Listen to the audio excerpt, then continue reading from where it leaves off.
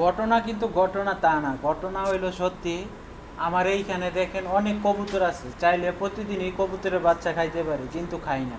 এই যে উপরে দেখেন একটা খাঁচা আছে, এটার ভিতরে অটোমেটিক এক মাসে মাসে কবুতরের বাচ্চা মনে করেন যে জন্ম হয়, ঠিক আছে।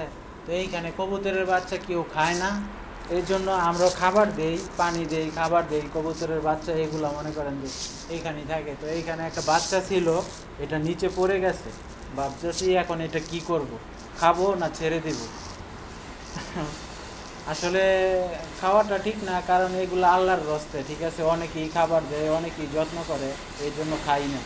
যদি খাইতাম তাহলে প্রতিদিনই অনেকগুলো কবুতর খাওয়া যেত।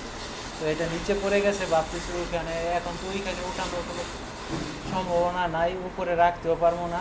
এটা এই যে এইখানে নিচে রেখে দেবো, যাতে এটা মা আইসা খাবার দাবার দেয়, এটা সুস্থ করে নিয়ে যেতে পারে। যে এইখানে রাইখা দিই, দেখেন এখানে রাইখা দিই, এইখানে থাক। এই যে এইখানে রাইখা দিছি, এইখানে বসে থাক। তো এটার মা আইসা খাবার দাবার দিয়ে এখানে সুস্থ করে নিয়ে যাবে, ঠিক আছে। দেখছেন কবুতরগুলা, আমাদের এইখানে প্রচুর কবুতর আছে, এই যে এইখানে প্রচুর কবুতর আছে, তারপরে একটা কবুতর খাইনি।